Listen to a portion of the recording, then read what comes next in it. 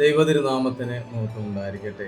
യേശുവും ഷീഹോ the incarnated son of God എന്ന ധ്യാനഭക്തിയിലെ 24 ദിവസത്തിലേക്ക് ഏവർക്കും സ്വാഗതം. യോഹന്നാൻ സുവിശേഷം 8 അധ്യായം അതിൻ്റെ 12 വാക്യം. യേശു വീണ്ടും അവരോട് പറഞ്ഞു, ഞാൻ ലോകത്തിന് പ്രകാശമാണ്. എന്നെ അനുഗമിക്കുന്നവൻ ഒരിക്കലും അന്ധകാരത്തിൽ നടക്കുകയില്ല, അവന് ജീവന്റെ പ്രകാശം ഉണ്ടായിരിക്കും. എന്നിൽ പ്രകാശം നിറയ്ക്കാൻ വേണ്ടി വന്നവനാണ്. അതുകൊണ്ട് ലോകത്തിൻ്റെ പ്രകാശമാണെന്ന് കർത്താവ് പറഞ്ഞു. എന്നിൽ ജീവൻ ഉണ്ടാകാൻ, യഥാർത്ഥത്തിൽ കർത്താവിൻ്റെ മനുഷ്യാവതാരം നമ്മളിൽ ജീവനുണ്ടെങ്കിൽ ഫലം പുറപ്പെടുവിക്കാൻ സാധിക്കും.